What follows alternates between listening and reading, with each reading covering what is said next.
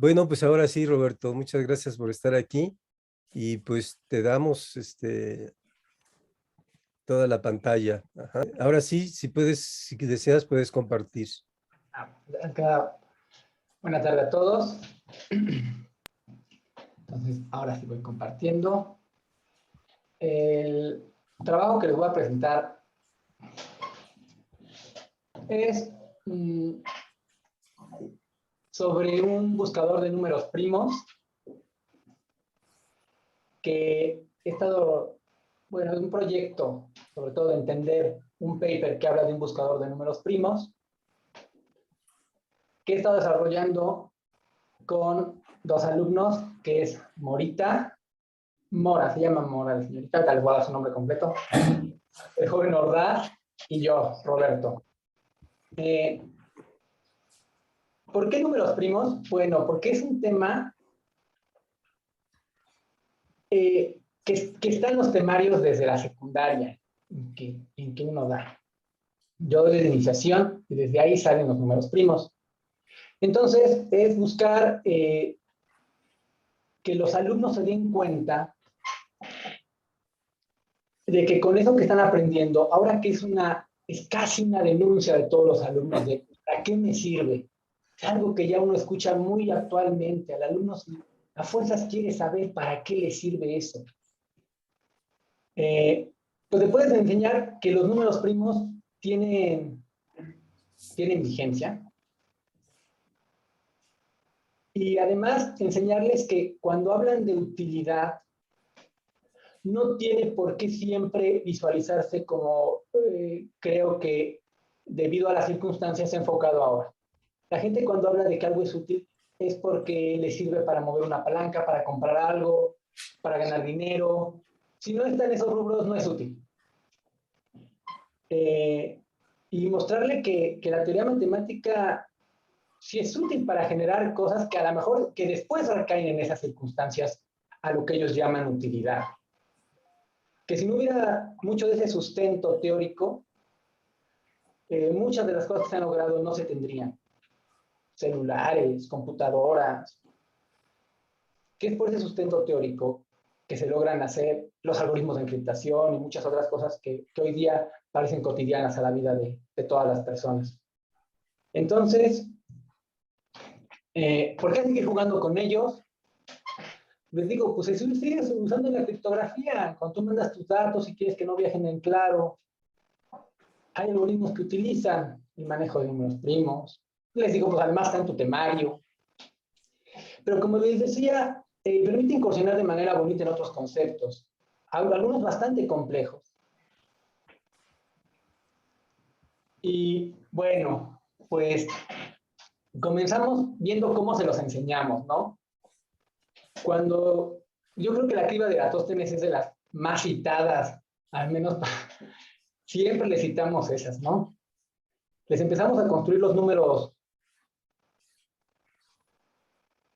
naturales mayores a 1 y le decimos, ¿cómo vas a encontrar los primos? Ah, mira, pues cuando lo estamos enseñando divisibilidad ahí en primero de secundaria, lo primero tomas el 2 y ya, ellos saben, porque les dices que un número primo es aquel número natural mayor a 1 que solo es divisible entre el mismo y la unidad.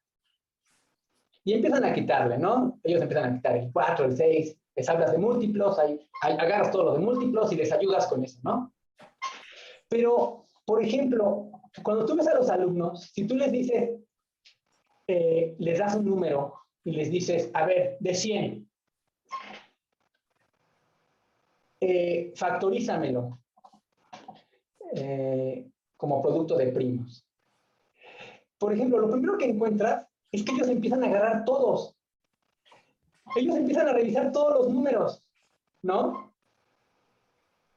Entonces, pues sería bonito que les dijéramos, no, no, mira, el divisor primo más pequeño es la función piso de la raíz cuadrada de ese número. Luego he visto, me llegan a asesorías con unos números impresionantes, ¿no? Y ahí tienes al chavo ahí buscando en todos los números, ¿no? A ver si encuentra el primo. Y tú dices, espérate, nunca vas a acabar así. Pero bueno, él no lo sabe. Él solo sabe que le dimos la criba de Eratóstenes y que él tenía que buscar los múltiplos de los primos que iba encontrando, porque eso le dijimos en el aula. Entonces, es mostrarle aquí de, mira, o sea, conocer los teoremas es útil, te ahorra trabajo, te ayuda, ¿no? ¿Qué diferencia que el chavo esté buscando, aunque le demos un número chiquito como es 100, a que sepa que el primer número primo, bueno, puede encontrar un número primo menor o igual a 10, y que además, si después eso genera el múltiplo con ese número primo, por ejemplo, pensemos en, alguien dígame un número. ¿Quién me quiere decir un número? ¿Quién me apoya con un número? ¿Y 1000? 1000. No, tenían que ser, ¿no les digo? Ok, 1000. Entonces, si pensamos en el mayor entero menor a la raíz de 1000, a ver, no puede ser 40 porque ya son 1600, entonces tendría que ser 30. 30 por 30 son 900. Entonces, lo que ya sabes es que hay un primo que es factor menor a 30. Y una vez, en este caso, pues me la puso también muy barata, porque me dio 1000 y es par, ¿no? Los casos más interesantes son cuando son impares. Pero vamos, me la puso barata. Entonces dices, ah, no, pues mira, no tienes que buscar en todos los primos. Basta con que busques al principio del 2 al 30. Supongamos que el chavo no sabe. Cuando están iniciando no sabe, es la verdad. Ya después se les hace muy fácil. Entonces, pues ya, a ver, 2 por 500. Perfecto. Ahora, ¿qué crees? Puedes volver a aplicar el teorema a 500. Y así sucesivamente. ¿Sí me explico? Sí, De tal manera que el muchacho no tiene por qué empezar a buscar en todos los números primos porque yo los he visto. Ellos agarran y como nada más les dijimos la criba de Eratóstenes, se agarran y empiezan a buscar hasta el 900. Cuando ven que no, pues no hay. Ya busqué en todos, profesor. ¿No? Entonces, es decirles, mira, esto, conocer la teoría también es útil. Ahora vamos a centrar esto. Esta forma como les enseñamos al principio, pues en los libros, siempre lo leo en inglés, lo traen como trial division. Espero haberlo dicho bien. Y bueno, pues supongamos que ya conocen cuáles son los primos, pues van haciendo la división con cada primo. Si descubren que no es exacta, entonces pues no era un divisor de él, ¿no? Y ya saben, porque ya les dijimos la vez pasada, que no debe de exceder a la raíz cuadrada de n. A partir del 2. Bueno, ya les abaratamos la vida. Sin embargo, no les abaratamos tanto como creemos.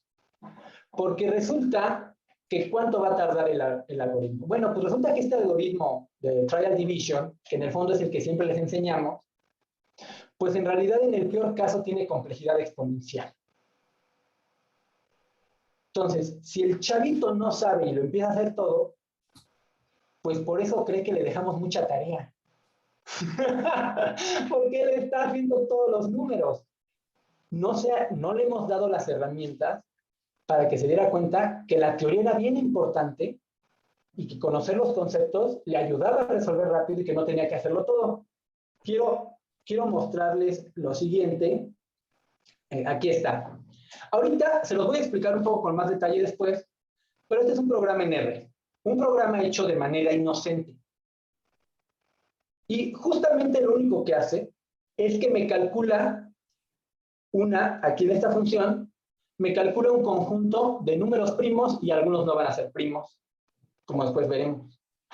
Y entonces, después calcula, por ejemplo, los múltiplos de 19. Aquí me calcula los múltiplos de 19, desde el 1 hasta el 3000. Le voy a subir para que se vea el problema. 300,000. Entonces, pues lo único que tiene que hacer es que va a tomar cada número de los que calculó y cada número de los que calculó aquí y lo va a comparar. Y si es un múltiplo de 19, lo va a agregar en total. Eso es todo lo que hace. En el fondo es un contador de múltiplos de 19. Es lo que hace este programa. No es nada que uno computacionalmente lo viera muy complejo. Sin embargo, cuando uno lo corre, pues aquí se va a quedar un rato. Nos lo vamos a dejar a ver cuánto tarda. En esta que es una computadora normal, una Core i7, se consideraría ya una computadora con un buen procesador, pero lo que estamos viendo aquí, y quiero que vean aquí porque aquí no se está calculando, pero no me ha podido dar el resultado. Entonces, lo vamos a dejar para que vean lo que ocurre, vayan tomándole el tiempo.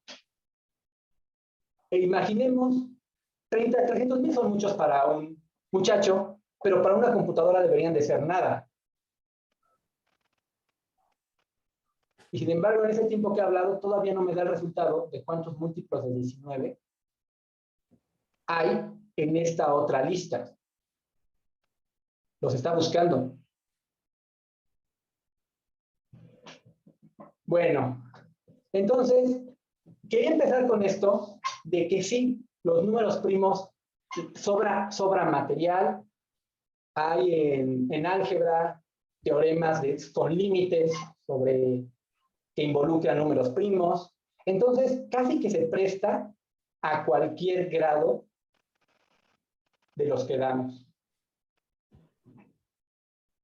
Y bueno, entonces, esto era como mi introducción. Y entonces, pues ahora vamos al proyecto que nos ocupa. El proyecto que nos ocupa es calcular la cantidad de números primos menores a un n dado. Y para esto nos apoyamos a petición de la señorita Mora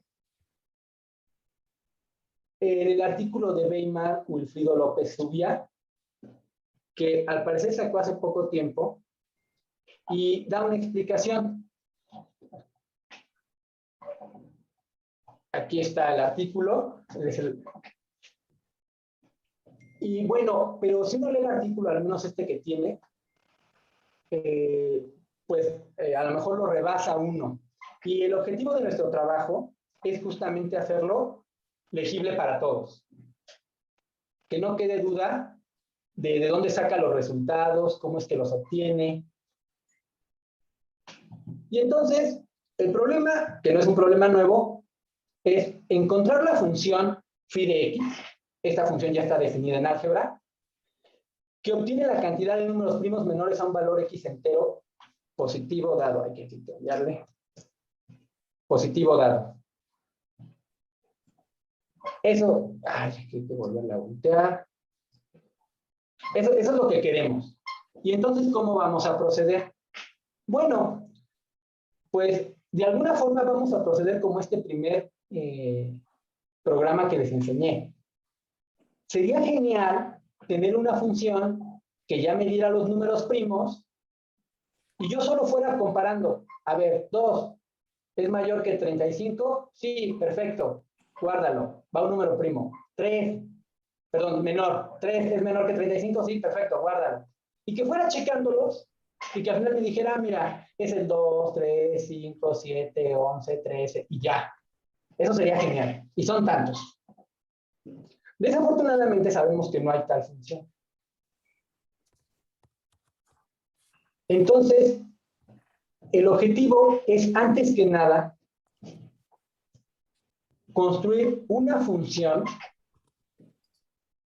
que me dé números primos.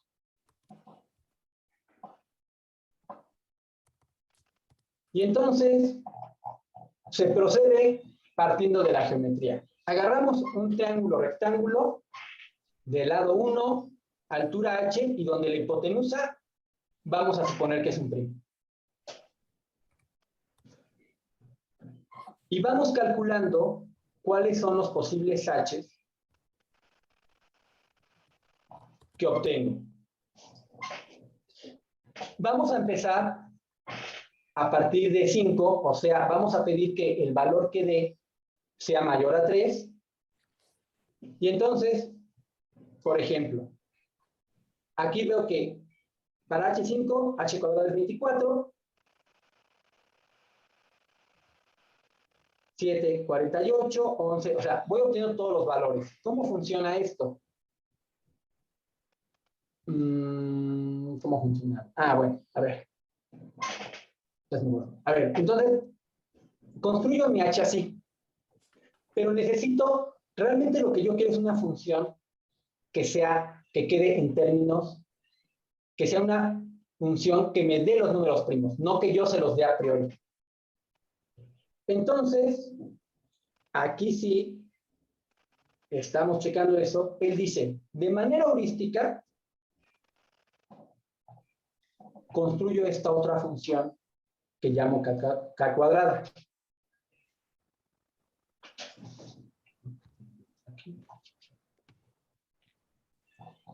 K cuadrada.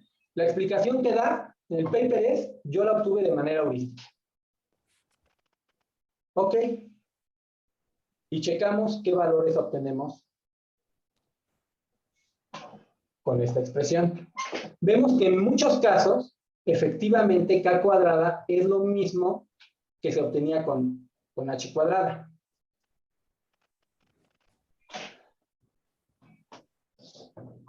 Sin embargo, hay puntos en que difiere. Y justamente estos puntos donde difiere son valores que no son números primos. Entonces, a ver, ¿cuál era el caso? El caso ideal.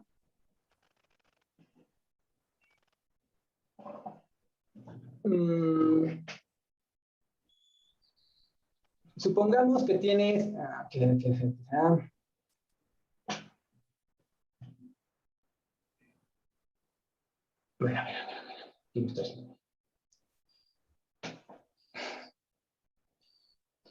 Vale. Tienes 400.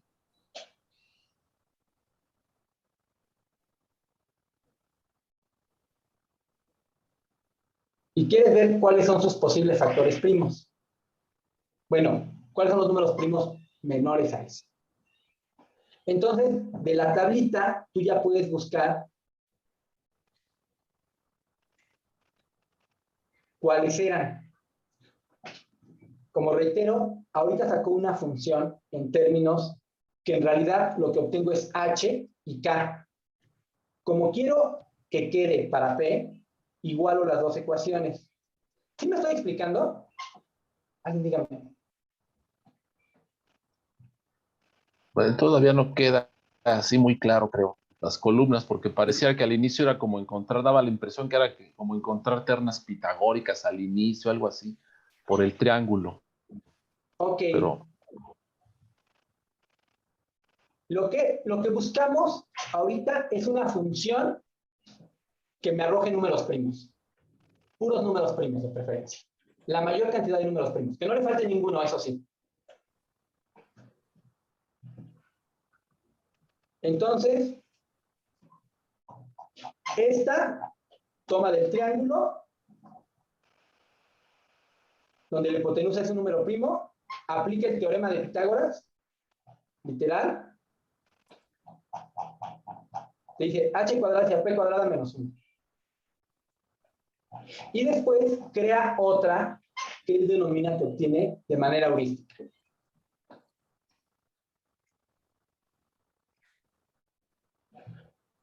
Y como quiero obtener una expresión para P, se igualan estas dos ecuaciones.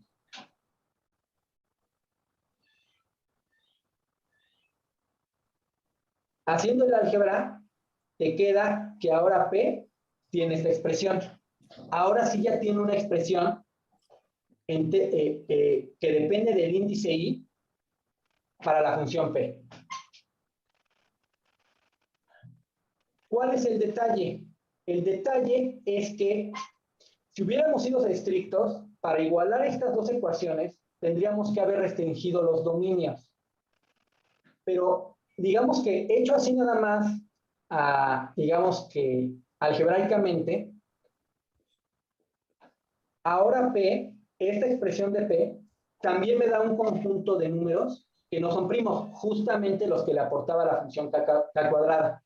O sea, ahora voy a obtener no solo todos estos, sino también el 25, el 35, el 49. ¿Sí?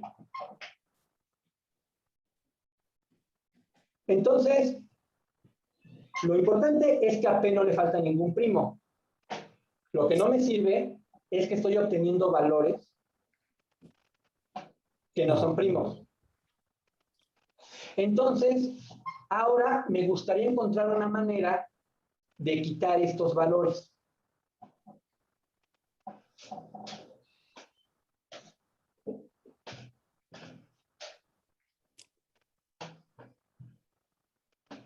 Para ello, déjenme muestro. Para ello voy a definir el conjunto J, que es el conjunto de I del dominio de K2, tal que la función P evaluada en I no es ningún número primo. Estos son los índices I. Entonces, a ver, ¿quién me ayudó? ¿Qué valores tendría J?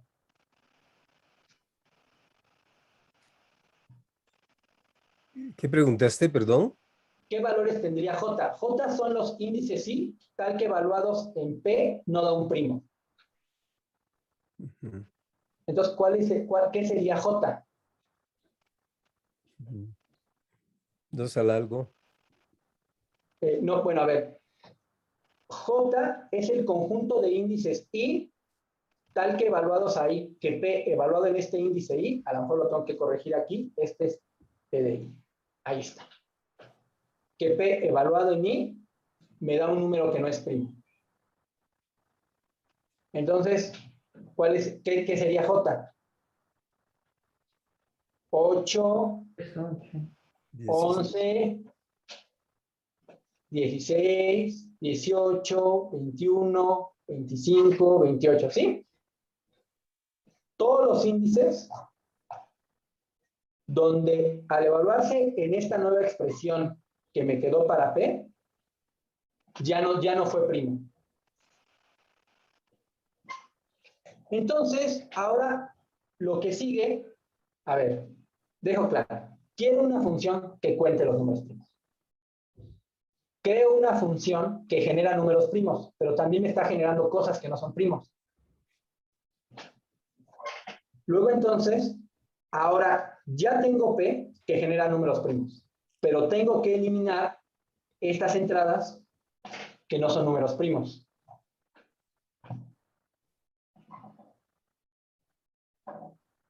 Y me pregunto, ¿qué características tienen estas entradas? A ver, ¿qué característica tiene 25? Es un cuadrado. Es un cuadrado. ¿Y de quién es múltiplo? ¿De qué primo es múltiplo? De 5. De 5. ¿De quién? De 5. De 5. Excelente.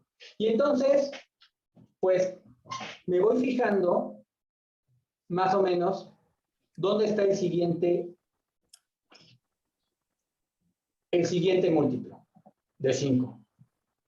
¿Cuántos lugares corre? 1, 2, 3. Ahora vamos a ver cuántos lugares corre para el otro. 1, 2, 3, 4, 5, 6, 7. Y después vuelvo a fijar para el siguiente. ¿Cuántos creen que corra para el siguiente? ¿Cuántos corre para el siguiente? 11. Con respecto al anterior. O sea, estoy en 55. ¿Cuánto corre para el siguiente número múltiplo de 5? 3. 3.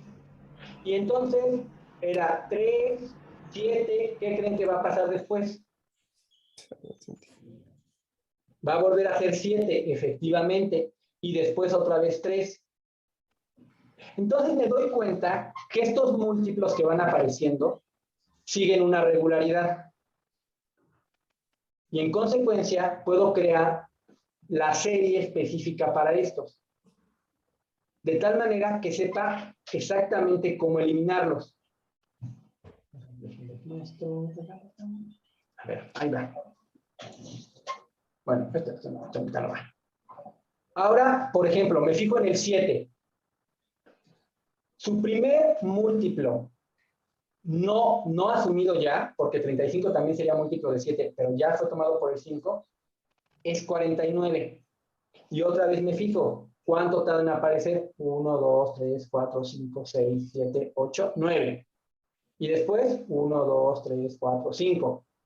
Y después, ¿qué creen que va a pasar? ¿Cuántos espacios van a recorrer para que vuelva a aparecer otro múltiplo de 7? 9. 9. 9, sí, claro, 9. 3, 4, 5, 6, 7, 8, 9. Y después,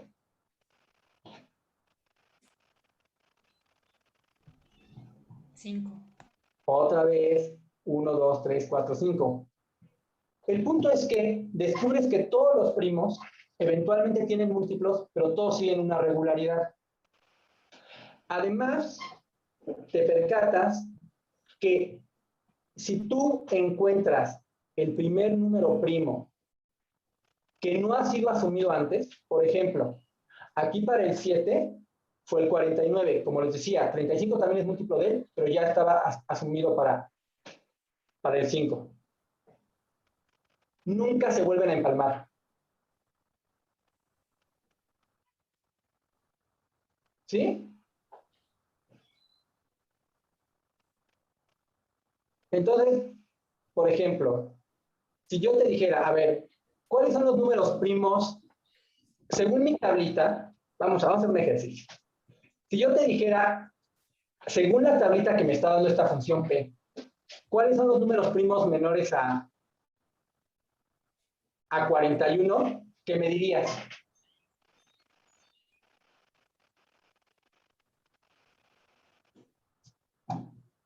37, 31, 29, 23, 19.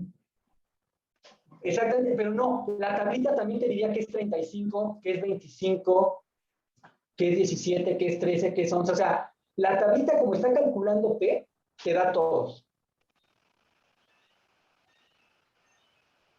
Entonces tú dices, a ver, si tiene una regularidad, si yo encuentro dónde empieza y sé cómo se está desplazando, dado un número primo, dado un número cualesquiera, no tiene que ser primo. Yo te podría decir, por ejemplo, 50. 50 está entre 49 y 53. Yo puedo ser capaz de, como conozco la regularidad, decir cuántos valores se repiten, cuántos valores múltiplos se agregaron y eliminarlos. Entonces, por ejemplo, si tú dijeras 37, por ejemplo, 38, él diría 37, 35, 38, 29, 25, 23, 19, 17, 13, 11, 7, 5, y tú le dices, a eso le debo de quitar 2. Luego, entonces, debo de construir dos funciones extras. Una que me encuentre la primera vez que aparece de manera única el múltiplo de mi primo. Y otra que me genere propiamente la sucesión de múltiplos de ese número primo. Lo que yo llamé ini del número primo, se da como p cuadrada menos 1 a la 3. A ver, ¿qué daría si le metemos 13? Alguien écheme la mano. ¿Qué pasa si ponemos p igual a 13?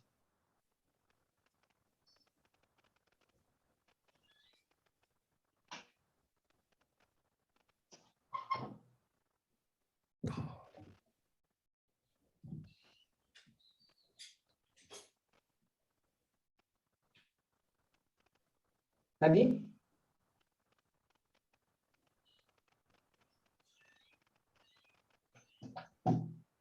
¿13 por 13?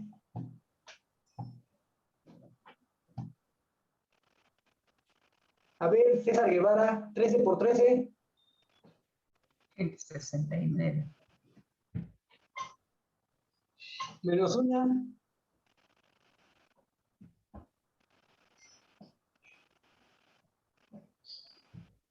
Gracias, maestra Marta.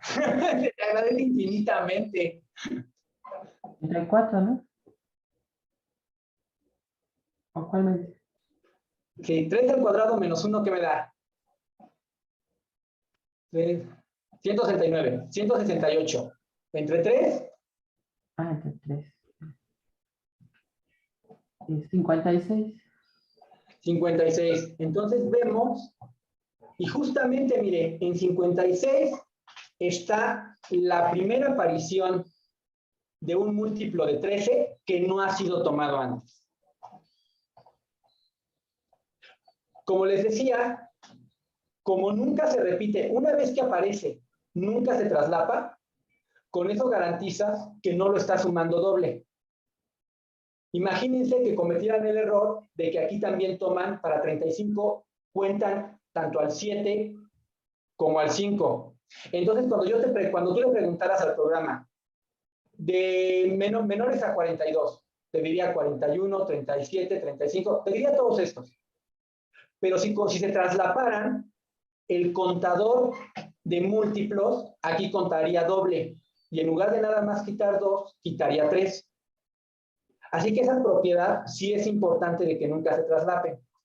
Entonces, con esta, perdón. Entonces, por ejemplo, si quiero ver la del 7, yo tendría que hacer esa formulita, 7 al cuadrado menos 1 entre 3. Ajá. Y Es el 40. resultado, que es 16, me dice que... Perdón, ahí mi cebolitación. Perdón, maestra Marta. Ajá, entonces si yo digo el 7, ¿no? Por ejemplo, lo sustituyo, me queda 7 al cuadrado menos 1 es 48 entre 3, 16. 16. 16, lo que me dice es que en ese momento va a aparecer el del 7. El del 7. La primera vez La que primera aparece. potencia. Ajá. Perdón. No, sí, Dígame. ya te entendí, perdón. La primera vez que aparece el múltiplo de 7 y que no se ha tomado antes, que no ha sido utilizado antes, porque le digo, 35 también sería, pero ya estaba tomado por el 5. Entonces, ya tengo el índice inicial, ya tengo las regularidades. Bueno, quería mostrarles aquí algunas ecuaciones, por ejemplo, y esto es algo bien importante en la computación y en que acerquemos a los alumnos a la computación. Ellos, ni uno, la verdad. Pero la verdad es que también para ellos es imposible muchas veces hacer ciertos despejes. Pero la computadora te acerca a, mira, pones una expresión y yo te estoy diciendo que es igual a otra. Grafícalas en la computadora. Mira, se ven iguales. Le puedes poner 100 puntos, le puedes poner 1000 puntos. Si se ven iguales, te puede dar, no es certeza, pero te puede dar una idea de que sí hay similitudes. Algunas ecuaciones de aquí están fuera del alcance de los muchachos de preparatoria. Pero con estas herramientas, ellos ya te dicen, no, pues sí se vio igual, maestro. O la saqué para los 100 puntos y después vi los valores, los comparé y todo salió igual. Entonces puedo asumir que sí, esa forma que me están dando sí son equivalentes. Sí están bien. Entonces, obtengo el inicial. Y ahora tengo que encontrar la sucesión de ellos. Por ejemplo, la sucesión para 11, aquí está mal porque no me paré en el J inicial. El J inicial debió haber sido para 11, déjenme ver, 11 por 11, 121, 120, 40. Debió haber empezado en el 40. Esto es un error de... Aquí debió haber empezado en el 40 y decirme que esta es su sucesión a partir del 40. Y entonces veo qué regularidad tiene. 15, 7, 15, 7, 15, 7. Eso me lleva a que ahora ya sé a construir la sucesión. J1 es el J inicial. J2 es el J inicial más la primera. En este caso, en el ejemplo que tengo aquí, que es el de para 11, A vale 7 y B vale 15. ¿Por qué le puse letras? Porque lo que yo busco es que ellos vean la generalidad. Si le pone unos números, se pierde. Porque la naturaleza propia de cómo es uno, cuando uno ve números, luego quiere hacer la operación. En cambio, cuando ves letras, como que sí aprendes, bueno, te motiva a ver cuál es la conducta global. Aquí está lo que representan estos números. ¿Sí me estoy explicando, maestra Tania? Si voy perdido, dígame, ¿eh? No quiero que se vayan como siempre se van todos los alumnos del salón. ¿Alguien entendió algo? No, pues bueno, ya fue otro día. Cumplimos.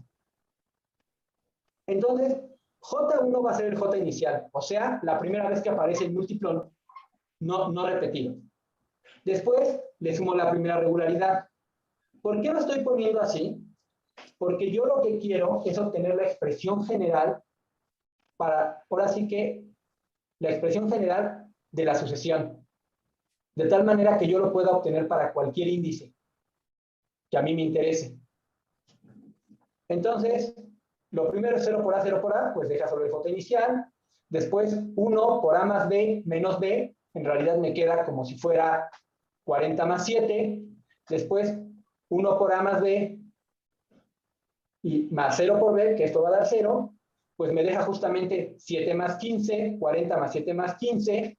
Después, sé que es 40 más 7 más 15 más 7, donde va a estar la próxima repetición, y eso se obtiene con 2 veces se repitió el 7 a 2 por A, pero como estoy duplicando el B, tengo que restarle un B, porque solo había un 15. J5 es 7 más 15 más 7 más 15, o sea, el inicial, 40 más el doble de ellos, y entonces obtengo que el término, la expresión del término M queda dada como, para un número primo particular, queda dada como el J inicial más una phi de M por A más B más mu de M más B, donde mu de M representa el coeficiente de B y vemos que siempre es 0, 1. Como en este caso estoy tomando M a partir de 1, va a ser 0 si M es impar y menos 1 si M es par. Y en el caso de phi, va a ser M medio si M es par y M menos 1 sobre 2 si M es impar. La primera se obtiene muy fácil. Esta la hemos visto de cómo se obtiene el intercambio 0, 1. Un medio de menos por menos a la M menos 1. Esta sí está fácil. La verdad es que esta de aquí abajo ya se empieza, bueno, a mí se me complicó más deducirla. Pero una vez que tengo esto, también solo me falta expresar a A y a B en términos de I. No olvidemos que ahorita nuestro índice fundamental es I. ¿Sí me voy explicando, compañeros? Sí. Gracias, maestro. Entonces,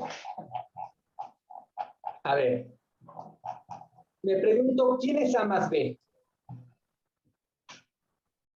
Vamos a checarlo acá. Aquí está, le subo.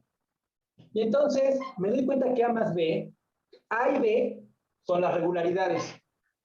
Y todas nada más tienen un cambio. De 3 a 7 para 5. De 9 a 5 para 7. De 7 a 15 para 11. Entonces lo sumo. La suma me da 10. ¿Qué es 10 del número primo que tenía?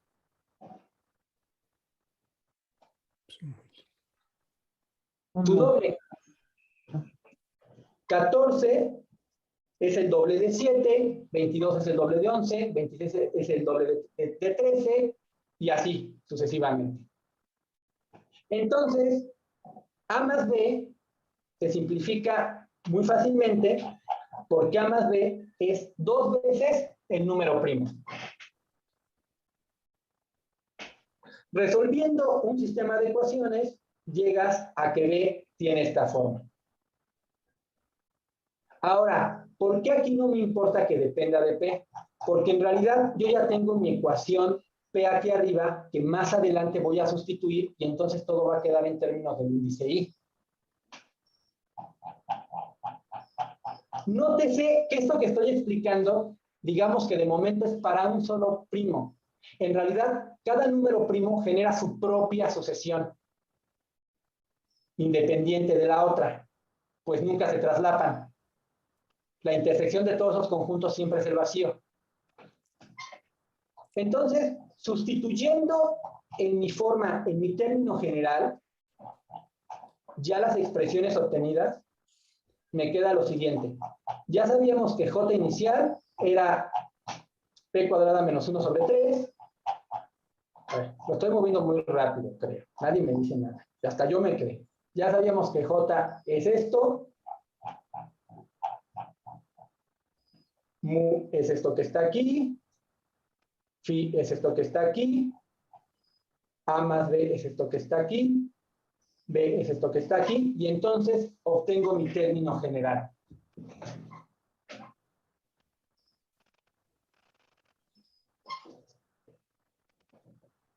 Lo que sigue es hacer otra restricción intrínseca al dominio muy menor.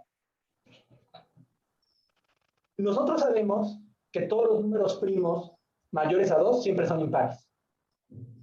Entonces, también hay que meter esa restricción.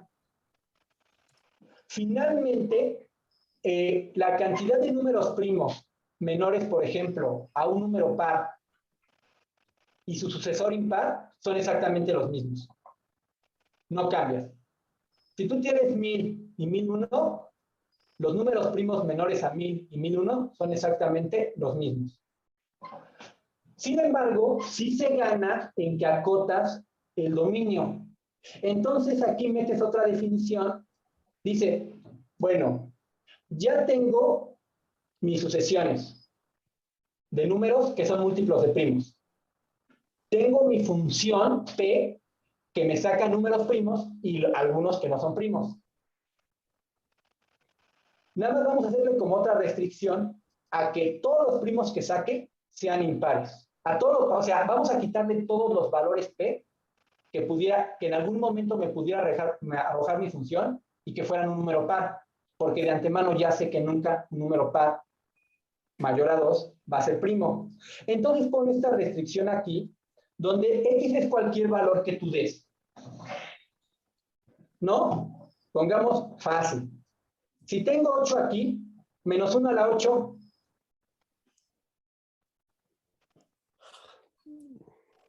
uno. Y entonces, 1 por punto 5 más punto 5, 1. Y entonces, cuando tú metas 8, él te lo vuelve 9. En caso de que tú metas, por ejemplo, 9, menos 1 a la 9, queda menos 1. Y bueno, se ve muy evidente que punto 5 menos punto 5 da 0 y te lo deja. Con esta restricción en mente, vuelvo a generar la igualdad de esta expresión con la que ya se tenía. Déjenme checar bien. Sí, con la que ya se tenía para P. Aquí hay un detalle que ya quiere obtener el I final. Como X ya es un número fijo, tú también puedes saber que J es un número, ¿cuál es el valor de J máximo que vas a tener para ese X? Por ejemplo, si yo te diera, por ejemplo, 40, ¿cuál sería su J final? A ver si me van siguiendo. Recuerden que las J's son los valores donde dio una multiplicidad, o sea, un número no primo, es el índice. O sea, son los que están de este lado, pero solo los valores donde hay multiplicidad. Entonces, si yo te diera 40, ¿cuál sería la J final?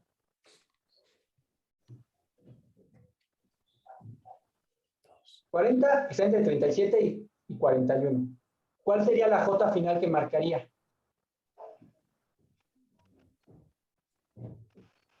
Aquí están las J's, pero solo son estos valores, por ejemplo. Empieza en 8, 11, 16, 18, 21. Porque en 8 la función P dio 25, o sea, ya no dio números primos. Entonces, si yo te diera 40, ¿cuál es la J final que marca? 11. 11. Gracias, maestra Gina. Exactamente. Ahora, ¿por qué sirve esto? Recuerda que va a meter la función P. Y de alguna manera le va a decir cuántos fueron. Pero él necesita una J final para saber hasta dónde va a llevar la cuenta de los valores múltiplos que va a restar. Entonces, diría 40, perfecto. J final, 11. Desde 11 hasta todos los valores anteriores, tengo 2 repetidos. Entonces, al valor que me dio P, réstale 2.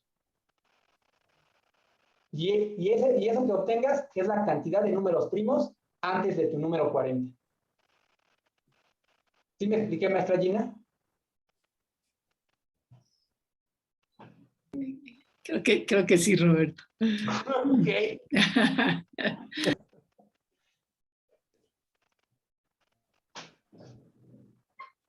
Bueno. Si yo no tuviera una J final, a ver, obtuve la serie. Obtuve la serie, o sea, obtuve 25. Para 5 obtuve 25, 35, 55, 65. Pero esta es infinita. Mi programa, cuando yo le meta el número 40, que está antes del 41, me diría, tus números primos son 37, 35, 31, 29, 23. Ya me contó 2 de más. La J final va a servir para que él analice y diga, como me diste 11, y yo sé que empiezo en 8, en 8 hay uno y en 11 hay otro. Hay 2 lugares que le corresponden. Con esta J final tienes 2 lugares. Y esos 2 lugares los debo de restar porque realmente no eran números primos. La J final siempre me va a decir, según el número que yo dé, hasta dónde va a ser el conteo de múltiplos. Por ejemplo, si fuera 60, la J final va a ser 18. Para que cuando opere, cuente de 8, 35, 49, porque tiene 16 y todavía se vale, va a contar al 55, al 65. Y ahí, bueno, espero haberlo hecho bien, si no me equivoqué. Y ahí se va a detener. Va a contar solo esos múltiplos. Para eso requiero la J final. Para que sepa hasta dónde contar los múltiplos que se dieron antes de mi número. ¿Sí, maestro Víctor? ¿Qué? Maestro Víctor. Ok.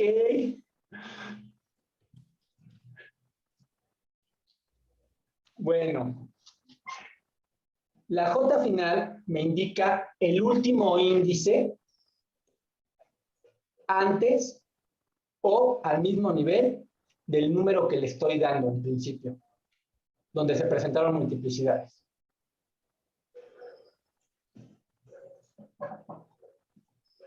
Este despeje, la verdad sí está sencillo.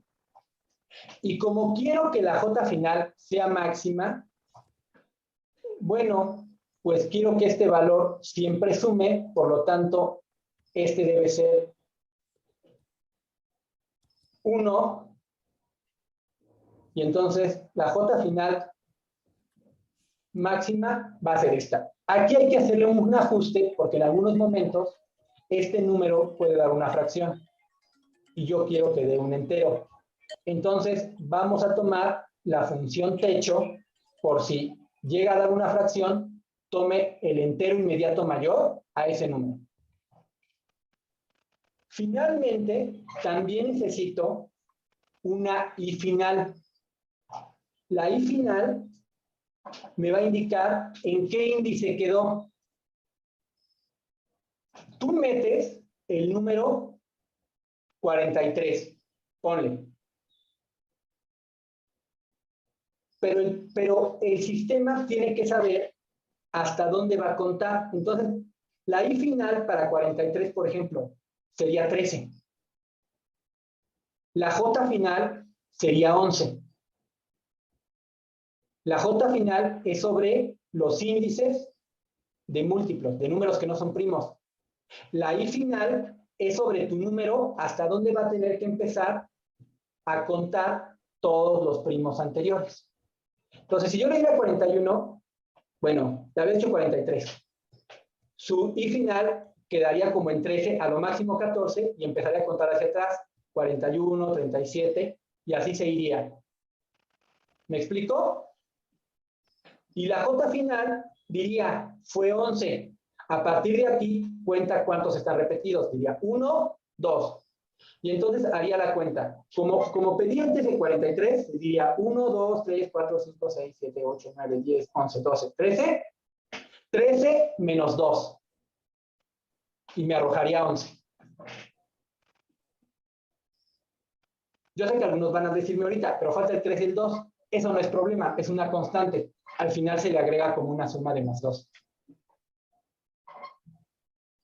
Entonces, ya teniendo los índices que le corresponden a tu número, ya el programa ya puede correr hacia atrás y calcular todo. Tanto la cantidad de primos como la cantidad de, bueno, como la cantidad que te da P, porque realmente esto es lo que me da P, como la cantidad de repetidos, hacer la resta y entregarte el resultado.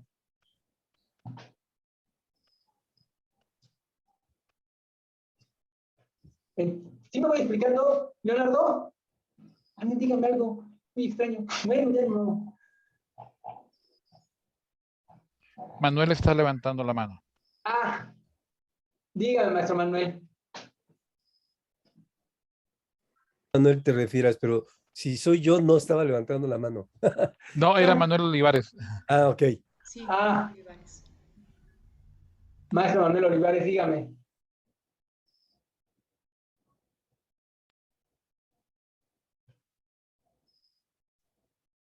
Bueno. Entonces, a la función que cuenta los repetidos, le voy a llamar C. La expresión que obtengo al final, para no atosigarlos más porque veo que ya tienen cara de qué onda con este cuate, la expresión final que te queda para J es esta. Esta fue la de mi serie. Esta es la que me dio mi serie. De aquí voy a despejar M. Y la expresión que obtengo para C es esta. ¿Por qué tengo dos sumas? Ah, bueno, les voy a decir lo que hace la función A, pero primero les voy a explicar las sumas. Acuérdate que para cada primo hay toda una serie. Entonces, esta en realidad recorre cada serie. O sea, los repetidos para 5, los repetidos para 7, los repetidos para 11.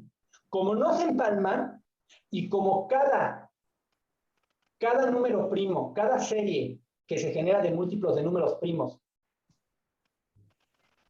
tiene sus propios factores A y B, entonces tienes que hacer un corrimiento sobre cada una de esas series. ¿Hasta dónde la haces? Pues hasta el J final. Déjenles muestro, ya sé que los tengo, ya tienen cada vez bien confundidos, ya ni modo. Fíjense bien. Vamos a pensar que te preguntas por el 126. Aquí ya hubo 3 series que están corriendo, la del 5, la del 7 y la del 11.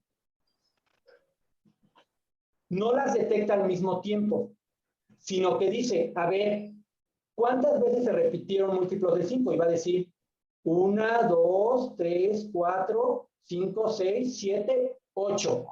Después va a correr la del 7. ¿Cuántos múltiplos de 7 se repitieron? 1, 2, 3, 4, 4. ¿Cuántos múltiplos de 11 se repitieron? 1. Y los va a sumar. 8 más, creo que dije 5 más 1. Como la función, como les dije, te va a dar la cuenta de aquí hasta acá, simplemente al número de elementos que contó aquí, le va a restar los que contó en cada serie de múltiplos. Y te va a decir exactamente cuántos primos eran. Esto es lo que representa esto. Y este valor que para no hacerlo más engorroso, es justamente el despeje de M. Sale. Bueno, hay un GitHub donde estoy poniendo todos los programas que hago con mis alumnos o programas que yo hago. Si quieren, después se los paso. Ahí va a estar el programa en Unity.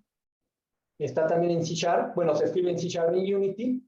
Y los programas que se hacen de matemática y en R. Esta función, ¿cómo opera? Si tu número era primo, si el índice era de un número primo, esta da un número entero y la evalúas en lo que llamas EIT. EIT lo que hace es que si es un número entero, te voy a dar 1. Si es un número que es cualquier otra cosa, te voy a regresar 0. Cuando tú metes un número que es primo, esto da una fracción. Cuando metes un número que no es primo, que es un múltiplo, da un entero. Y entonces los va sumando. Como les dije, esta opera sobre las distintas series. Y este corre todo el índice. ¿Por qué funciona? Recuerden que una vez que empieza un múltiplo, empieza desfasado de los otros. Nunca lo repite 2 veces. Entonces, bueno, CX te da todos los múltiplos. Aquí nada más volví a poner los índices superiores porque tienes que detenerte. Como les mencionaba, si yo quisiera de 146, me tengo que detener en el 148 para índice I. Y me tengo para índice I final y para índice J final me tengo que detener en el 47 para que no sumen de más. Y bueno, lo último es cómo se obtiene P. Pues P ya la tienes bien fácil porque ya tienes todo.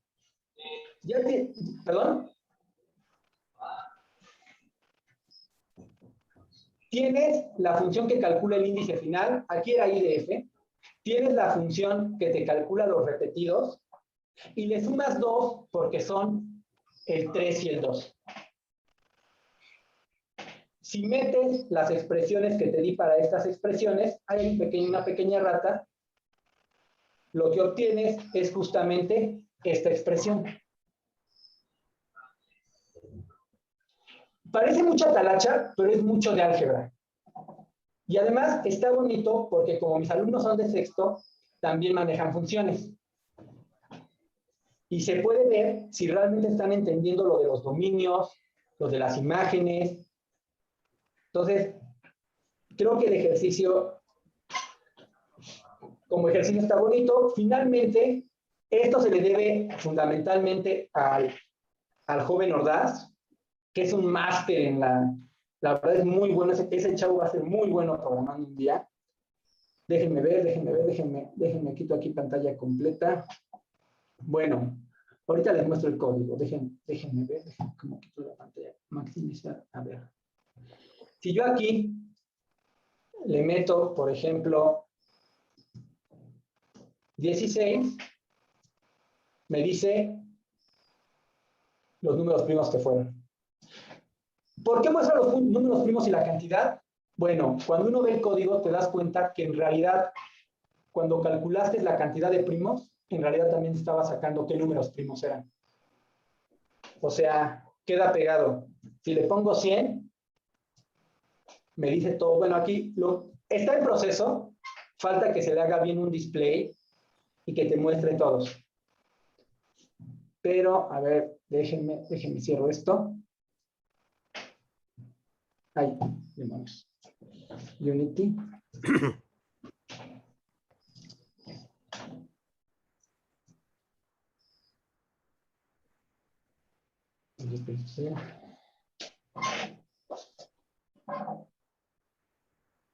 Y bueno, lo que queda es que, por ejemplo, esto se lo puedo quitar porque tarda mucho, pero R maneja las cuestiones de lista maravillosamente y entonces puedes sacar con R para el valor que tú quieras. Aquí yo lo hice de una manera muy modesta, pero para cualquier primo, con R, este programa, te permite sacar las regularidades. Quitemos de 30,000 porque esto no va a dar jamás. No se requería tanto. Ya. Vamos a ver que corra. Ahí está. Ah, ya lo había dado. Sorry. Ahí está. Para 23, la regularidad es 31,15. Y es, como pueden ver, es un código muy pequeño y puedes sacar las regularidades que tú requieras. Entonces, nada más les muestro. No, esto no. Game, una consola, proyecto. Bueno. Pues aquí está el código y en este sentido me gusta mucho porque se vuelve transversal el conocimiento. Cuando los chavos programan, la verdad, no solo se percatan de que verdaderamente tienen que entender lo que están haciendo. Luego uno no encuentra la manera de hacerles ver que tienen que entender lo que están haciendo. Y cuando lo programan, es una manera en que ellos se dan cuenta que sí tienen que entender qué es lo que hace la matemática. O sea, yo he encontrado en mi experiencia que a los alumnos que pongo a programar, al final entienden mejor. Y además es algo que por lo regular, sobre todo si se ve gráfico, les encanta. Les llama mucho la atención lo que pueden ver, lo que pueden picar y ver resultados. Bueno, pues espero que les haya gustado. Este es el proyecto en el que estamos trabajando. Ya va muy avanzado, como pueden ver. Otras cosas que queremos hacer es que esto se suba, porque creo que es muy importante, esto sí es de mi intención, que se generen nuestros propios programadores. O sea, en esta pandemia, todo lo estamos utilizando importado. Eso nos hace, eso por un lado tiene muchas ventajas, pero por otro lado genera una dependencia espantosa. El día que nos cierren la llave, nos dejan en la calle. Entonces, se debería de formar a nuestros propios programadores en matemáticas. En general, sobre todo ahorita en la Facultad de Ciencias, desde que cambiaron el plan de estudios, los programadores tienden más como a querer programar videojuegos y cosas así. Y bueno, se ganó muchas cosas con el cambio de plan, sí es cierto, pero luego se perdió esa visión de programadores, de programación científica. Entonces, porque bueno, todos sabemos, déjenme ver si lo tengo aquí, por ejemplo, ya existe este paquete, ¿no? El GAP. Ya quien le interese, pues hace muchas cosas el GAP. O al menos está citado en algunos libros de álgebra que yo he estudiado y todos los ejemplos lo ponen con él. Hay varias instituciones que tienen ya su software privado. Y creo que, bueno, a mi parecer sí sería importante que fomentáramos en los estudiantes la programación científica otra vez. No solo de videojuegos, no solo de animaciones, no solo de emoticones, sino que ellos vieran que pueden hacer programas matemáticos que a la larga generara, pues, una generación de que un día abriera y uno dijera, ah, el GAP mexicano, ¿no? Yo recuerdo ahí en la facultad, Pablo Barrera y otros, pues, trabajaban en eso, ¿no? En generar su propio cómputo científico.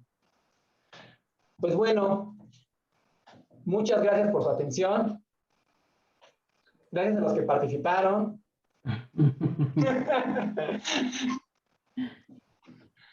¿Alguna duda? Muchas gracias, Roberto. Está abierto a comentarios, por favor. Ah, dime. Tenías dos preguntas en el chat. Adelante, Marta. No, Leonardo tiene levantada la mano. Ah, Leonardo, Leo, por favor. Sí, a ver tantito, espérenme tantito. Me paso por acá. Pues es un trabajo lindo, es un estudio lindo de este artículo, creo que está padre. Hay varias cosas por ahí que en efecto suceden, aunque bueno, falta un poco, digamos, la formalidad de por qué suceden. Una cosa bonita de lo que está pasando con esta función es que básicamente está sumando 2 y luego 4, y luego 2 y luego 4. No sé si puedes volver a poner tu Excel. Ajá.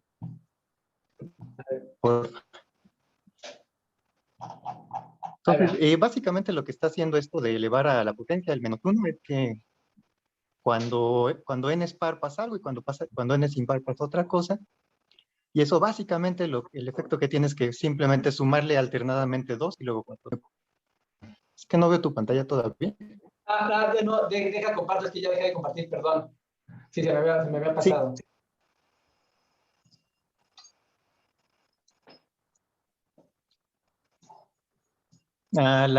Esta de acá, la PI.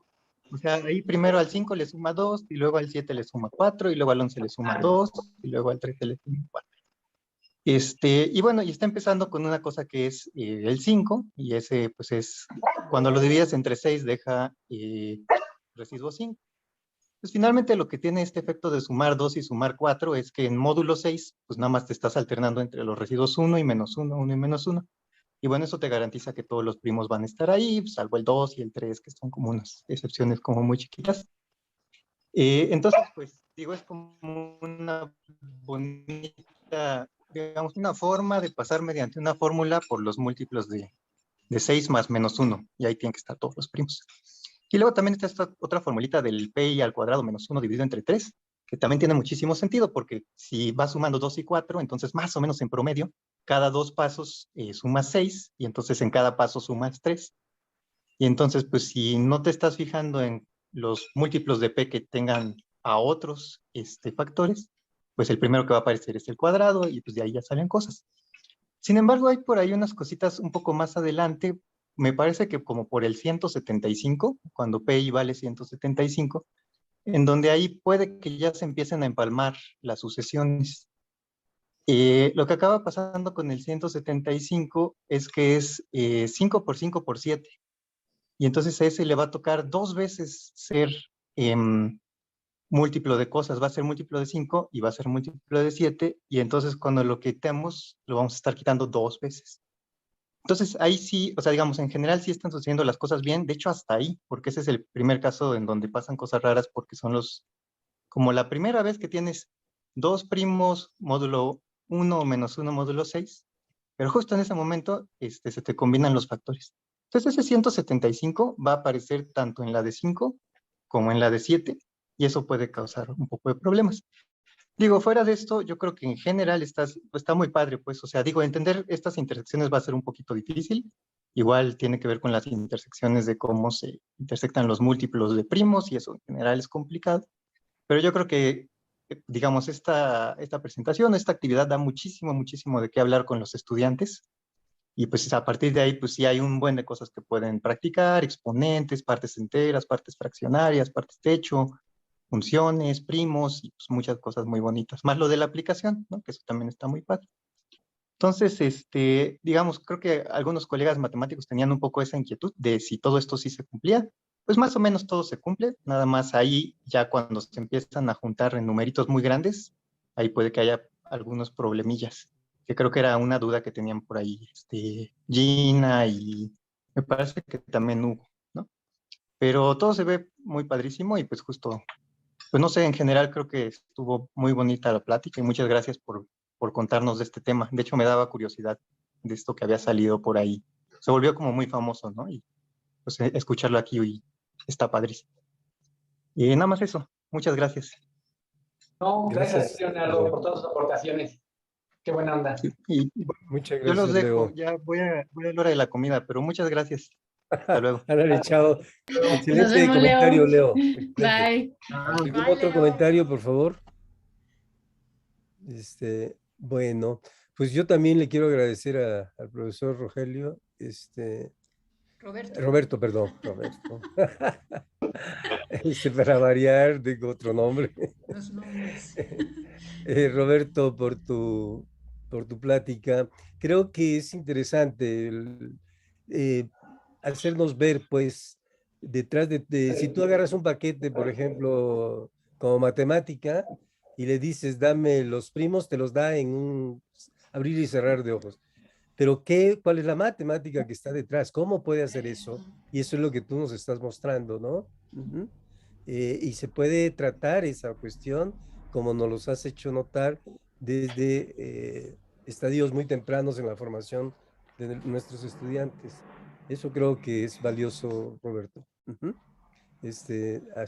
Abrirnos un poquito esa caja negra que hay detrás de de esos comandos, por ejemplo, de paquetes como matemática. Y te invitamos, pues, y también, porque la idea que tenemos del laboratorio es esa, es decir, que sean cosas abiertas donde el estudiante pueda reconstruir o modificar, ¿sí? Para justamente poner en juego la comprensión del problema y pueda él crear sus propias preguntas, ¿no? Bueno, pues entonces estás invitado, ojalá nos puedas compartir eso. Muchísimas gracias, maestro Volcán. César, tienes levantadita la mano. La plática muy padre, que yo creo que es muy valioso llevar a los jóvenes a que empiecen a explorar. Eso a mí me agrada y es importante iniciarlos en que a veces no necesariamente que piensen que así van a demostrar las cosas, no. Incluso explorando pueden encontrar resultados. Eso es muy importante para ellos. Encontrar, bueno, no resultados, encontrar que puedan plantear problemas a partir de visualizar, ¿sí? Que encuentren estructuras, patrones, regularidades y de ahí plantear problemas, plantear paradigmas de la matemática y luego de ahí irse a lo teórico. Eso es muy importante. Entonces, y programarlo, yo creo que eso es bonito. Eso a mí me gusta y lo que yo le llamo muchas veces el microscopio de la matemática, ¿no? Irse metiendo a los datos cada vez más. Entonces sí, me gustó y sí, como decía Leonardo, sí hay cosas que sí, que hay que revisar bien, pero en lo teórico, pero sí, me parece muy bien. Yo te felicito. Me parece un buen trabajo de ir llevando a nuestros jóvenes a explorar y el cómputo les entusiasma, yo creo. Y aparte es programación que ya pueden hacer, ya pueden hacerla, eso es lo importante. Eso es muy importante. Sí, te felicito. Gracias. Bueno, ¿algún otro comentario para Roberto? Pues nada más felicitarlo por el excelente trabajo que nos presentó. Gracias, maestro. Gracias, Gina. Bueno, pues si no hay, entonces son las 2:25, pues me dio mucho gusto estar hoy aquí con ustedes y escuchar esta magnífica plática o presentación de Roberto. Nos vemos el próximo, dentro de 15 días. Un abrazo. Nos vemos, maestro Moisés. Chao. Gracias, hasta luego. Gracias. Gracias, hasta luego. Oye, Manuel, Nos vemos, Roberto, gracias. Ahí platicamos después, Roberto, ¿eh? Hasta luego, saludos.